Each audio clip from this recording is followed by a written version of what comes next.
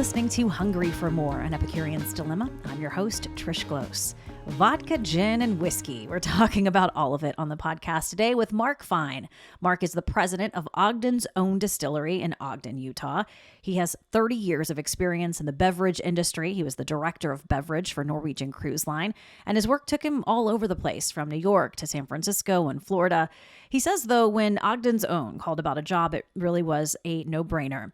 This company has taken the history of Ogden, which is a little seedy, and wrapped it up into all sorts of things that they do. Mark and I talk about the brands from Five Wives Vodka to Five Husbands Vodka to the Madame Patterini Gin. These labels are funny, historical, and supportive. Mark says the company really wanted to not only highlight people in their community, but celebrate exactly who they are. Here's Mark Fine. Mr. President of Ogden's own distillery, based in Ogden, Utah. That is correct. Hello, Trish. How are you doing? I am awesome. I love that we are talking about booze so early in the morning. You know what? Anytime we're talking about alcohol, I am a happy person. Well, that's your life, right? That's been your life. That really has been my life for probably over 30 years, from being a sommelier in New York City to working for distributors, to working for amazing winery and liquor suppliers, to even being as a beverage director for a cruise line. So I love this industry, love eating, drinking, and sharing that with people that feel the same way. Right here. You are in such good company. We're going to get along so great. I'm so excited.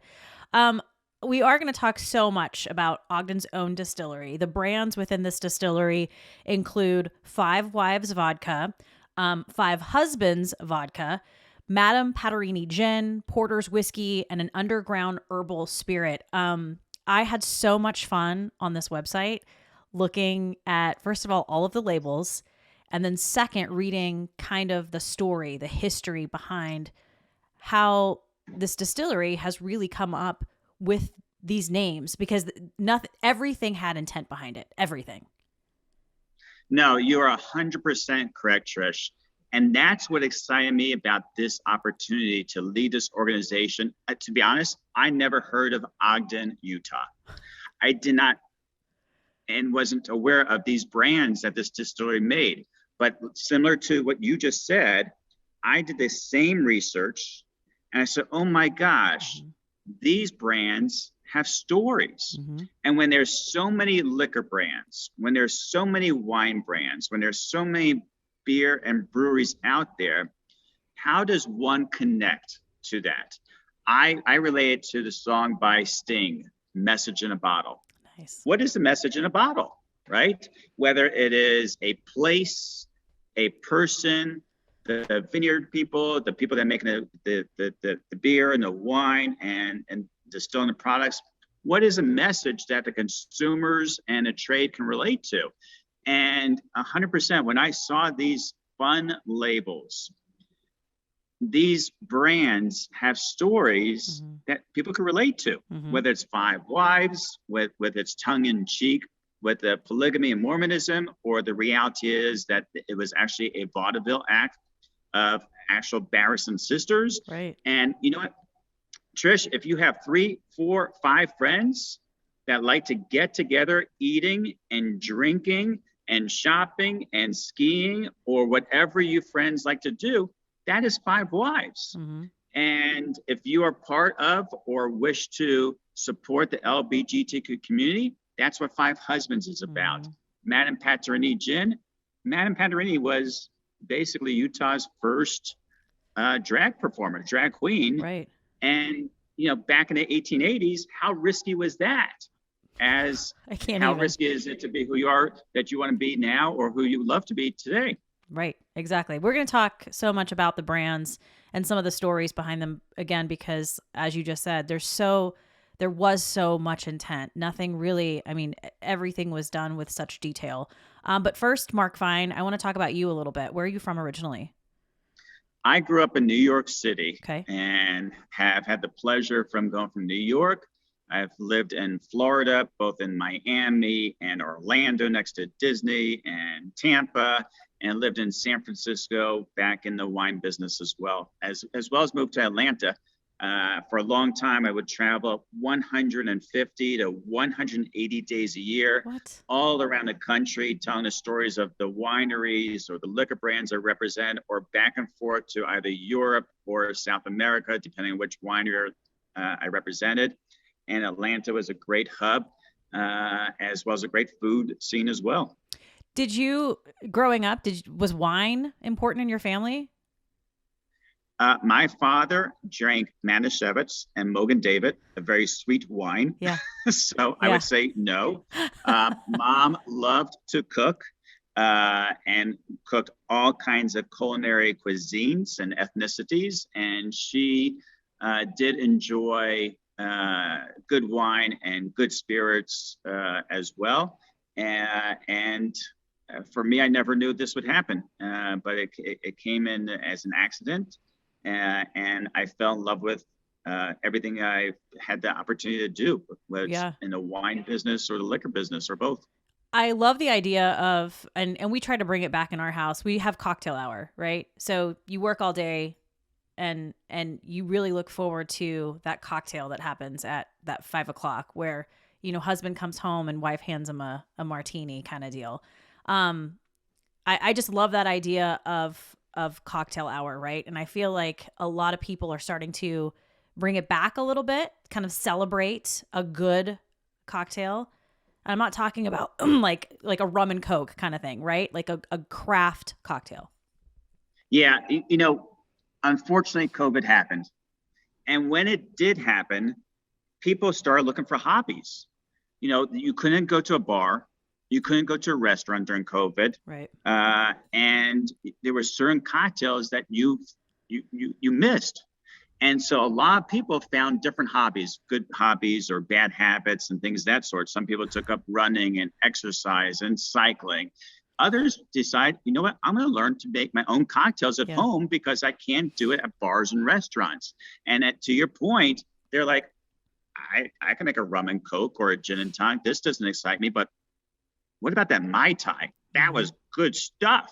Or, even a Moscow Mule, which was kind of cool. So a lot of people started learning about cocktails. Craft cocktails became really popular. Ready to drink cocktails became popular because some people were saying, I'm too lazy to make a cocktail, but let me buy something that's already in a can. Yep. I pop it open and enjoy it. Now when they go to bars and restaurants, they're like, I can make that at home. What else do you have? Mm-hmm. Did you work in restaurants at a young age? To be honest, I was actually a magician and a street performer at a young age. What? In New York City? Yes. So you were one of the guys on the streets, like performing for people who were passing by. Exactly. I used to do magic and have fun. And one of my first gigs really was somebody said, do you know anything about wine? And I said, yeah, I can make it disappear. And he's like, I like you. I can do that too. I'm a magician too. I can make wine disappear. How long did you do that? How long were you a street performer? So I did magic and comedy professionally for almost 10 years. And that it's funny because I almost went full circle with the cruise lines, because at one point I went from doing magic at restaurants. Sometimes I would work at a restaurant going from table to table doing magic. Sometimes there's a little lag time between the food coming out and this and that. So I would do little card tricks and make balloon animals and things of that sort. And then I would also work on cruise ships as an entertainer, doing magic and comedy and even a little bit of guest speaking and things of that sort. And it's funny because I came full circle and wound up going back to the cruise lines, but as corporate director of beverage. So interesting. So magic, like card tricks, that kind of thing. I enjoy magic with everyday items. Okay. Sure, people could go to an amazing magic shop and buy hundreds or thousands of dollars of props and learn how to make it happen. But I loved sleight of hand, where you could just take an everyday deck of cards or coins, or even magic with rubber bands. That, just something that's every day, that somebody could relate to. Say, oh my gosh, I have cards at home. But nobody has a box where you're going to jump in and be sawed in half at home. So unless they're just kinky. at least most people don't. Right. The kinky ones do. Well, then where did this love of wine come in? How did wine enter your life? As far as the passion for it. Yeah. So I started doing entertainment, and then I actually hosted a Miss Hawaiian Tropic pageant, and several of the people that were judges of the Miss Hawaiian Tropic pageant include many celebrities and things of that sort. I started doing promotions for Hawaiian Tropic Sun Care Company. And the Miss Hawaiian Tropic pageants would continuously be in bars and restaurants, mostly bars, all over the country. It was based in Daytona Beach, Florida, Hawaiian Tropic Sun Care Company. And we always had liquor and wine around. And all of a sudden, the distributor said, hey, the bars, all the bars in Daytona Beach and the restaurants, and about promotions. Would you like to join our company? And they were a distributor, Southern, at the time called Southern Wine Spirits, which is now called Southern Glazers. And they hired me basically as a salesperson. I knew nothing about wine, nothing about spirits, outside of, like I said, making it disappear. And I enjoyed it. Mm-hmm. So I started at Southern as a salesperson about 30 years ago. And in the heart of Daytona Beach, back then it was spring break and bike week and promotions. And it was all about how do you build brands in Daytona Beach to the spring breakers and the college kids back then. And I would always try to come up with different ideas to build brands, not just to sell stuff, but how to make it successful for bars. How can the patrons go into the bars, say, oh my God, this is such a cool item or a cocktail, right. A brands that they never heard of. And did that for a little bit, for about a year. And then this company saw what I was doing, and they said, wow, this is super cool. Can you build this brand? And at the time, it was a small vodka called Finlandia Vodka. And nobody knew how to even pronounce Finlandia Vodka. And I sold roughly 400 cases of vodka, Finlandia vodka, in 3 weeks during spring break. And they're like, that's more than we do in the whole state of Florida. Nice. What did you do? So they came down, they saw the promotions, they saw the cocktails that I created, they saw that people actually recognized what they were drinking, and they offered me a job. Wow. And this company not just had Finlandia vodka, but they had this amazing wine portfolio of French wines like Mouton Rothschild from Bordeaux and La Doucette from the Loire Valley. They had this amazing Italian wine portfolio from all the different regions, from Campania and Tuscany and Piemonte, all over. So it was this amazing portfolio. They brought me to California in the heart of wine country. So I lived in San Francisco, and I had this amazing opportunity, very fortunate, to represent a great import portfolio of wines from France and Italy and Germany and from Portugal and Spanish wines, and being in the heart of San Francisco in the backyard of Napa and Sonoma. Nice. So I said, you know what? I want to be the best that I can be. So I said, you know what? How do I test myself? How do I push myself? How do I learn as much as I can in this fortunate opportunity of representing a great importer of wines in the heart of California?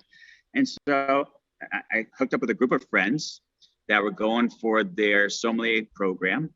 And there was 8 of us. And we started going after our sommelier program. So I went for my certificate, and then I passed my advanced sommelier certificate. And then I also went for my diploma of wine and spirits from Wine Spirits Education Trust, and just soaked up as much information as I could, both with the wines that I represent, plus the wines in our backyard, plus with fellow friends. And I just fell in love with it. Yeah. And it sounds like what you're really good at is creating that identity, right? Like you said, there's thousands of booze out there, and wine, I mean, forget about it. So how do you make this product stand out from everything else? Yeah, no, it's a very fair question. One of my first winery jobs after the importer was Saint Superi, and Saint Superi was known for Sauvignon Blanc. And I'm like, but oh my gosh, folks, we make so many other great wines besides Sauvignon Blanc. And in Napa Valley is known for Cabernet Sauvignon.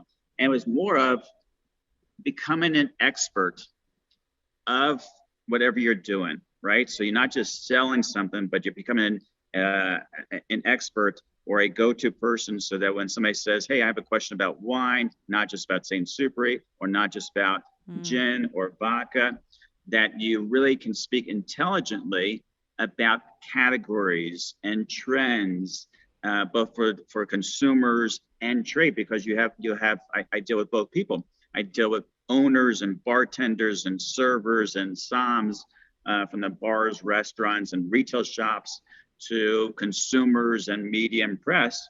And everybody wants to have different information. Everybody's levels are different. Right. So, most people don't care about the distillation process. They could care less about that. But if there's a story that connects them to the label, to the place, people can relate to. And again, it's that message in the bottle. Mm-hmm. And then on top of it, if the product is good, right, it's just win-win-win all the way around. Yeah, for sure. Because, getting that first sale is easy. But if the product is not good, getting that second or third resale right. is not going to happen. So where did Norwegian Cruise Line come in? I mean, obviously you're doing the Somm thing and out in San Francisco. So how did Norwegian come in? Yeah, so I've been in a business working for both distributors and wineries, and it's a very small industry. Yeah. Everybody knows everybody. And one of the first things I was taught, and I will always remember, is you never know what brand or brands you're going to represent tomorrow, nor who you're going to work with or work for. And so I have, fortunately, so many good friends that work for different wineries that are either owners or representatives of wineries and liquor companies, because we would all get together at different events, whether it's Aspen Food and Wine Festival or distributor events and consumer events. And because I understood the network of how to build brands, how to put together beverage programs, how to do training for both trade and consumers, this opportunity with Norwegian Cruise Line came about, saying, hey, basically everybody, all the wineries, all the liquor companies, a lot of the breweries that we want to or are already working with. Yeah. You have these relationships that you could tap into to put together a successful program. You could work with marketing and operations team and accounting team and create, take the beverage programs to the next level. Some cruise lines have really elevated their program. And when you have guests jump on a cruise ship from all over, let's say, the United States, they could be coming from the big cities or Midwest or small cities. They're exposed to different levels of wine, different levels of drinks and beverage programs. And, it used to be that beverage programs on cruise lines were 10 years old, So if you came from big cities, like, okay, I had a pina colada 20 years ago. What else do you have? No, yeah, right. And so for us, we really wanted to take it to the next level. So it didn't matter where you came from. You were still impressed of the quality of product and the quality of service and how the food and beverage worked well together. So anywhere from instilling a sommelier program for our team to elevate their knowledge, so that if you went to a restaurant and you wanted to buy a first growth Bordeaux wine and you had questions about that, the wine steward, who may be coming from India or Philippines, could talk intelligently with the guest, whether it's giving them a fun little story about the vineyards, about the wine grower, right? Fun little stories to having a really cool brew house concept with 40 different beers during the Alaska season cruise, where the beers could come from Alaska, Oregon, and Washington State, and be able to talk intelligently about these beers, and because they went through a Cicerone beer certification, to also reaching out to my friends in the wineries and really having wine dinner cruises where you would have, whether it's any number of winemakers come on board the ship and have fun with people. Yes, please. That's what I want. That's what I want to do. I definitely, the wine cruise is something that's definitely on my list of things to do. And you don't have to drive. Right. Safety first, kids. Are there challenges in this business as far as when you're looking at, we could look at as far as spirits go and wine, there's so much and then there's so much on top of so much, and then it keeps growing, right? There's always something new coming out. Are there challenges kind of intertwined with that as you're looking to make things stand out and give things identity? Yes, for sure. You have a couple of different challenges. One of the challenges is for sure distribution. Mm-hmm.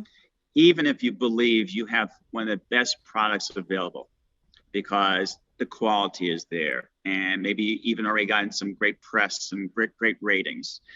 You've got a great story, you got a great package, you got a great label, you got a great marketing team. You still have to get distribution from state to state to state. And in a time where the distribution has shrunk and consolidated to 2 or 3 major liquor wine distributor partners around the country, a lot of small brands can get very easily lost or not even accepted to have distribution outside of the 1 or 2 markets that they're even from. So, just getting people's attention is from the trade and the stakeholders in the distribution channel, that is super challenging. But it's also responsibility from a distillery to say, hey, we will also give you the tools to be successful. Yes, you could wave your flag and say, I've got a great product, I've got a great story. Now, how do we get that story to the stakeholders? How do we get that to the trade, to the beverage buyer or the retail shop owner, and then to the end consumer? And I think a big part of that is having the strategy and having a really cool story that people can relate to. And then on top of that, are there struggles and challenges with states who maybe, as far as like, I know just from the wine aspect, like shipping wine to certain states, they don't allow it. Like they won't allow wine shipments in.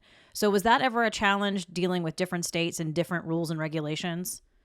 Yeah, ever since prohibition ended in 1933, the U.S. government started saying every state will have its own rules, its own laws, its own restrictions.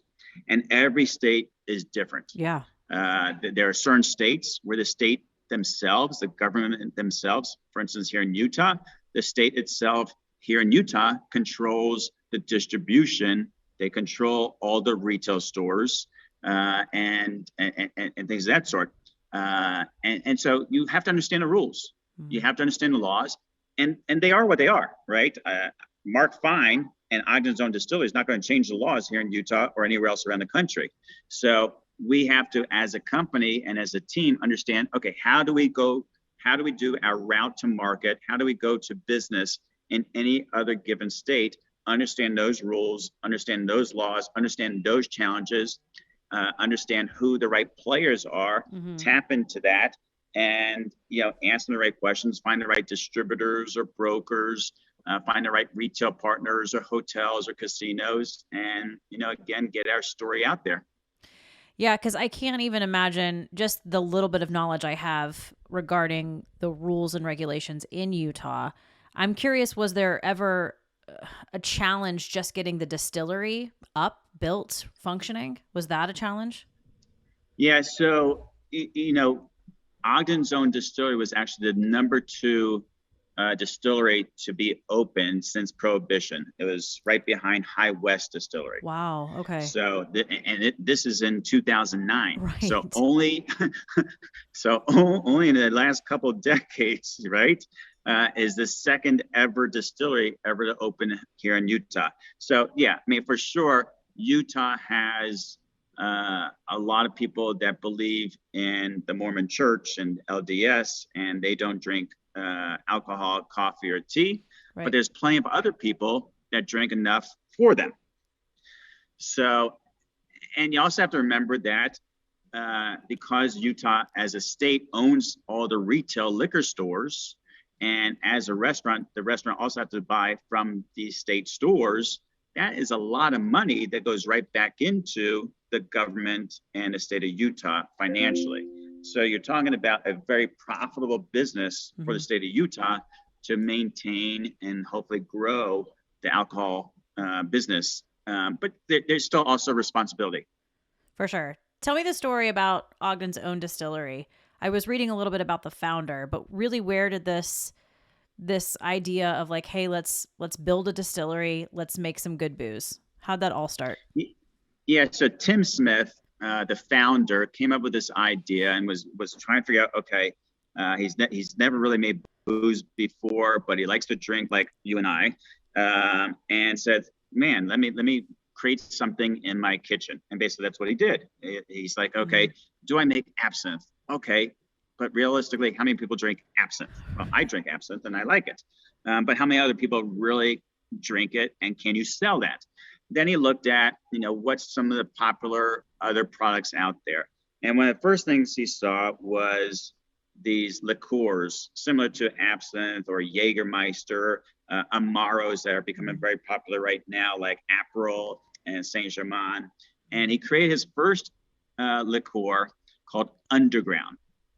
And when he created Underground, it was kind of like this, almost like this medicine man show. Like, I'm going to put all these cool 33 herbs and ingredients that really kind of are flavorful, that may have some really good benefits, maybe, and things of that sort. And then he came up with the name Underground because living in Ogden, Utah, Ogden has this rich history of, back in its heyday, in the downtown area of Ogden is the historic 25th Street. Yes. And the historic 25th Street had underground tunnels where people would have brothels and prostitution and gambling and opium dens, all kinds of crazy, sadistic, fun little things that I'm sure the Mormon Church didn't like. But people came here and partied their whatever off. Even Al Capone came to Ogden and said this was too crazy for him, and he left and went back to Chicago.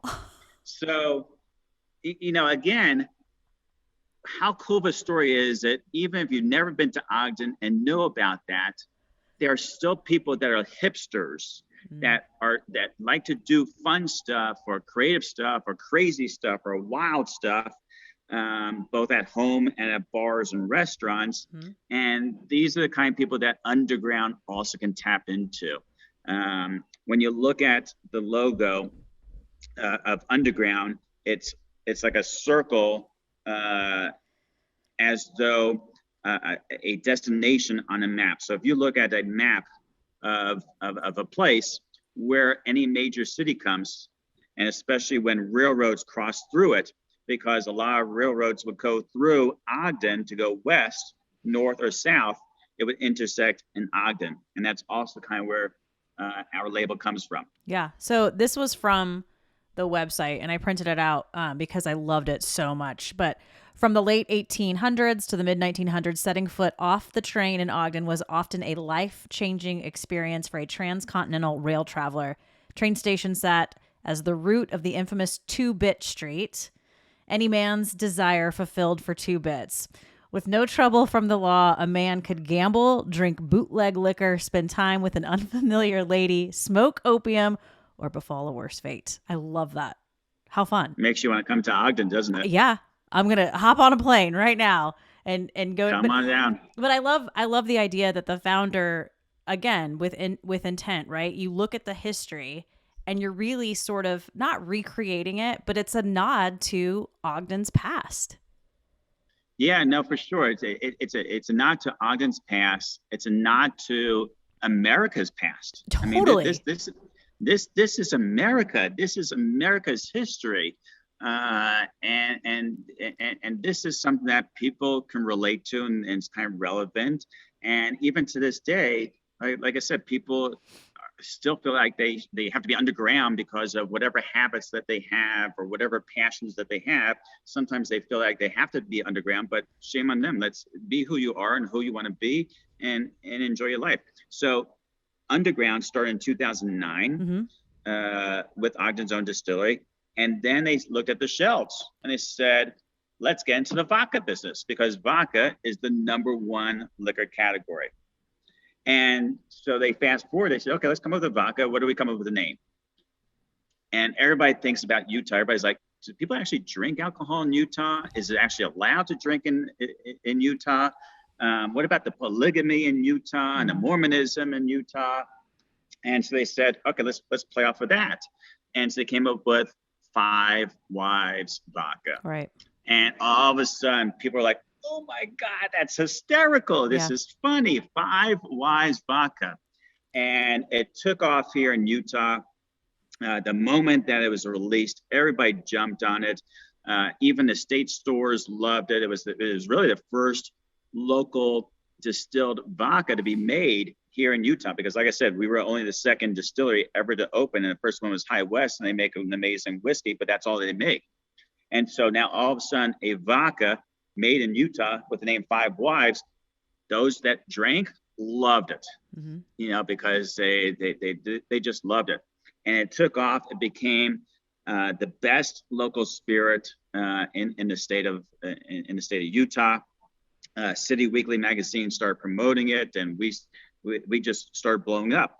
And then our neighboring state of Idaho, and just so you know, originally the Five Wives label, they were trying to figure out, okay, who do we put on the label? Do we get our friends and our girlfriends and our wives to be put on the label, dressed up in this, 1880s, kind of Victorian outfits? And they found this really cool image of 5 women. And they didn't even know who that image was. They just said, oh, here's 5 women. They're dressed up in this cool little outfit. Let's put it on the label. Boom. All of a sudden, Idaho, our neighboring state here, who also has a population of a lot of Mormonism and LDS church, a lot of bars and restaurants said, we want 5 wives too. Okay. And all of a sudden, the state said, no, we don't want to support this kind of brand and this kind of messaging. Which state? Utah or Idaho? Idaho. Okay. Idaho. So it was first launched here in Utah. And then our second state to launch was Idaho. And Idaho said, no. Right. We can't have a brand that talks about, 5 wives and who knows what this is about. And all of a sudden, the press and the media jumped on it. CNN and everybody jumped on and said, we want 5 wives. We want 5 wives. Excellent. And all of a sudden, we got this letter that said, what is the controversy about the Barrison sisters? And we're like, who's the Barrison sisters? Nice. It turns out that image that we found, that we had to actually clean up a little bit, were the Barrison sisters, who were actual sisters from Copenhagen. And back in the 1890s, they used to do vaudeville. Right. They used to travel all over Europe, all over the United States, having fun, enjoying life, laughing, drinking, making people laugh, loving to travel, things that I like to do. I'm sure you like to do, eating, drinking, traveling, giggling. And one of their bits in their act was they would tease the audience, which was mostly men, of, hey, do you want to see what's underneath my dress? And the audience, which was mostly guys, said, yes, hell yeah. Show us what you got. And I will make this a PG rated podcast. So they would say, would you like to see our kitty? And we'll call it a kitty. And everybody's like, yeah, show us your kitty. Show us your kitty. Uh-huh. And they would lift up their dress, and underneath their dress would be a live kitty. Right. When you look closely at our bottle, it's amazing how many people drink and enjoy Five Wise vodka. They don't even notice that when you look at the label, under the dress, with it lifted up, is a kitty. And some people will say, and I don't know if this is actually true, but I heard a documentary was talking about slang words and popularity of certain slang words. Somebody has said that the Barrison sisters actually made the kitty more popular due to their reference all the time during the vaudeville shows. Interesting. So again, Five Wise also is either about polygamy, and if you buy that because of that reason, that's great, or is about five women just enjoying life, like you and a lot of my friends like to do, and that's what Five Wise is about. The kitty cats were the first thing I noticed, and it did not get lost on me whatsoever. I mean, that was the number one thing I noticed, and I just said, okay, time out. And I took a trip to the website, and I was like, this is incredible. And again, it's about, as you were saying, being exactly who you are, right? And not hiding who you are. And that's why I also love the Five Husbands vodka label, really kind of to support LGBTQ, but a step further, really, not just putting like the rainbow on the brand and the label and the bottle, but really there's 5 humans on this label. One of them is a non-binary trans masculine. Another is a co-founder of Stonewall Sports, where really anyone can come and play sports. Another is a 7th generation Mormon who came out in his valedictorian speech when he was graduating from BYU. I mean, and there's 2 others, but there's just the representation of these 5 humans on this label speaks volumes for not only this company, but really the support that you're giving to really everyone. I mean, not just the LGBTQ community, but really everyone. Trish, I love that you've taken notice to our stories and our labels and our people on our brands and our kitties, because, people, we have always supported everybody. Yeah. And for many, many years, Five Wives has supported, for instance, the Pride parade in downtown Salt Lake City, in which we'd actually get the Five Wives costumes out, and whoever wants to be a Five Wives, and we've had all kinds of people be in that costume, marching in that parade. It was brilliant. Yeah. And then finally people said, why don't you come up with Five Husbands? In 2019, the first label came out. But we've been supporting LGBTQ for many, many years, and not just during the month of June and Pride. There are unfortunately too many times that certain brands may target a certain demographics, whatever that demographics is. They come in, they target them, and you don't see them for the next year. And, we really want to go gung-ho with it. So in 2019, we came up with our first label. It was, again, because of the state regulations and the state controlled the retail stores. It was, let's say, called a seasonal purchase, where they brought in for a couple months. The original label had members of the distillery or friends of the distillery with their faces superimposed on very sexy bodies. And similar to the Barrison sisters and their kitty, the Five Husbands have a rooster. Call it a rooster, right? So good. It's so good. Yeah, but to fast forward, we now have Five Husbands. We did a search, and we had over 150 people from all over the United States that said, we want to be on this label. We want to represent the LGBTQ community and be part of the Five Husbands. And I put husbands in quotation mark, right? And to your point, we have 5 people that have 5 great stories. What's super important, and we are so excited about, from 2019, 2020, 2021, This was like a seasonal buy where the state would only have, they would bring it in like, May, carried in June. And by the time the bottles were off the shelf, we would always have the product at our store, Right. at the distillery year round. But super exciting, and commending the Utah DABS system is they recognize the success of Five Husbands Vodka.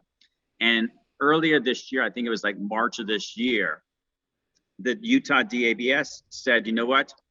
We're going to make Five Husbands what they call a general listing, where it's now available in the stores year round, which is amazing that they recognize what we're doing. They recognize what the consumers out there appreciate. In addition, we donate $1 for every bottle of Five Husbands sold, goes right back to the LGBT community. It doesn't matter where this product is sold, we will keep that money for that. So That's amazing. Yeah, for sure. Well, and it's not just highlighting these people, you're celebrating everything that they are. And so it was just really, it's funny. Yes, there's some humor there, but it's just so stinking sweet too, right? Like, I just was reading all of these stories from the Five Husbands, and it just hit me. It was just like, you're not only highlighting these humans, but you're also celebrating them. And that's taking it a step further.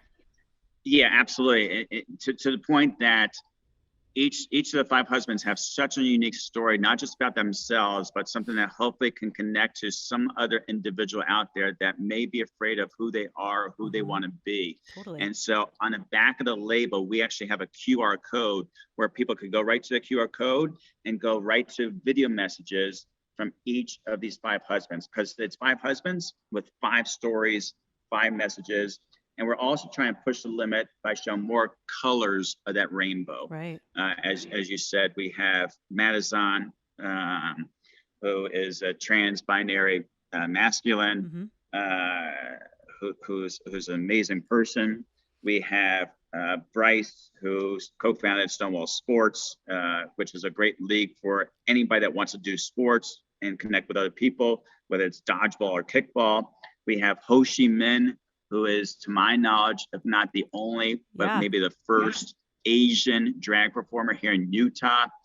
Matt Easton, as you said, went to BYU and literally came out in his valedictorian speech and almost lost his diploma because of that. Come on. And then Chef Brian Woolley, who's been on TV for over 30 years and is very well known. So super excited. I don't know how we're going to top it off next year. So if you have some people in mind that want to be Five Husbands, let us know. Now, do they all have to be from or live in Utah? No, starting next year. This year we had so many great candidates from, like I said, all over the country, but these 5 happen to be here in Utah. But next year we're open to anybody and everybody. I like the idea of kind of the inaugural label. They're all from Utah, right? That's just very special. But the idea that you're going to open it up, I think you guys are going to be okay. I think there's going to be some candidates out there who want to be on the label. And really, how beautiful is that? Just, again, you're just celebrating who you are and everything about who you are. Are you at the distillery? Is that what I see behind you? I am actually in our cocktail bar. We have an amazing cocktail bar that shows off and features all of our brands in really unique handcrafted cocktail experience, where we make cocktails from Five Wise Vodka or Manapari Gin or Underground or Porter's Whiskey, but we take it to another level of creating it in a unique vessel that helps tell stories or fun things of that sort. And then once you're in the cocktail bar, you can see our production warehouse and our beautiful still. Distilleries are so pretty, aren't they? Because everything's like sparkly and clean and shiny. Some are and some not so much. Well, yours looks very shiny. Well, if you're going to have a window that shows it, you better make sure it's clean. Yeah, you better get your ass in there and clean it. When did you sign on to Ogden's Own? So I moved out here August 15th. So I've been here just over a year. Okay. Well, congratulations on your 1 year anniversary. And you said you didn't really even know that there was an Ogden, Utah when this came up, this opportunity. Absolutely not. I never heard of Ogden. Wasn't familiar with the brands the time I was down in Miami. And then when I did the research about the brands, my other passion is I love to run in the mountains. And Ogden, if you don't know Ogden, but if you're an outdoors person, it is a playground for outdoors people. Whether you run, whether you bike, whether you ski, snowboard, hike, fish, it's just a playground. We are right at the base of the Wasatch Mountains, close to ski mountains like Snow Basin and Powder Mountain and Snowbird, and close to Park City and everything else. So it's definitely a playground for outdoors people, and now a playground for people that like to drink alcohol. Incredible. Where can people outside of Utah find this alcohol anywhere? I mean, yeah, so our product is distributed in multiple states, including Oregon, Nevada, Idaho, Montana, Wyoming, if I haven't mentioned that right, Michigan. Okay. And then we do work with a couple different e-commerce, third-party e-commerce sites where they can possibly, depending on where you live, ship our product to them at home as well. Okay, I'm looking for it. I'm looking for all of it.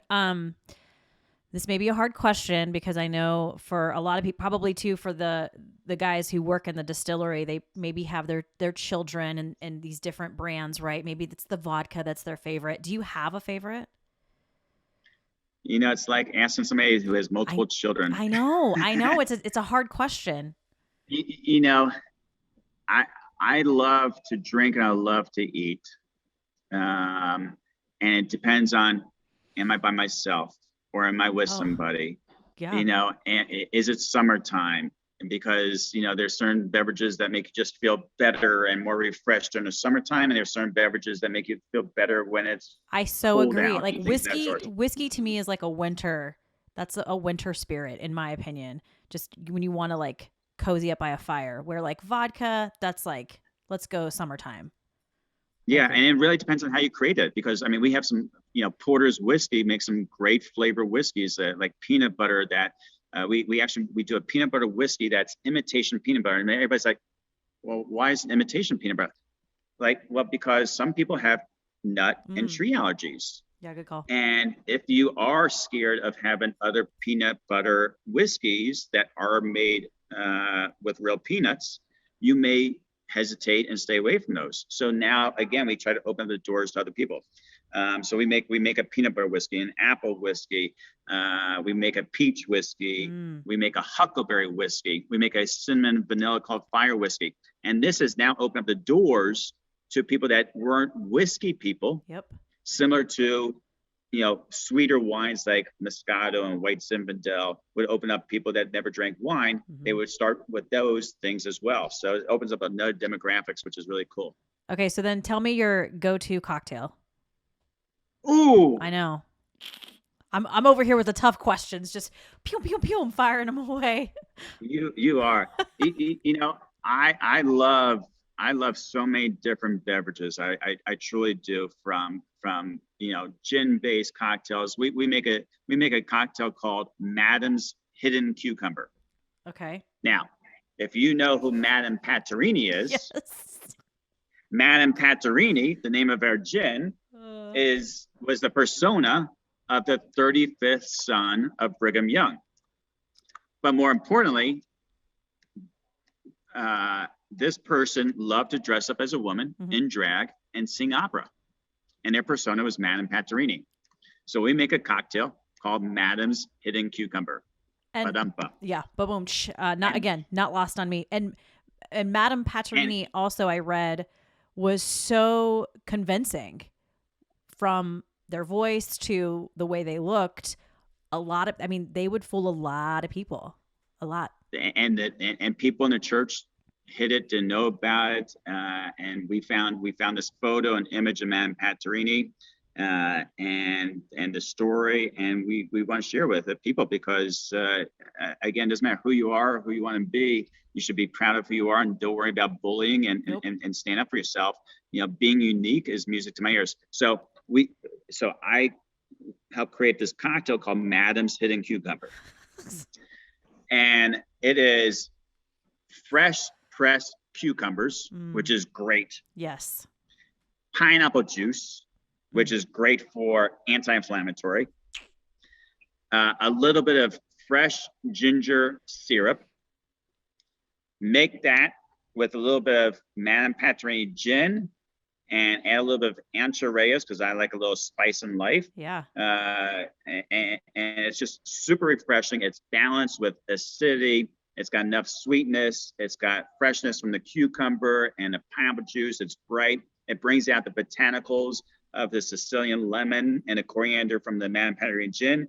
And again, tells a fun story about Madame Patrini with that name.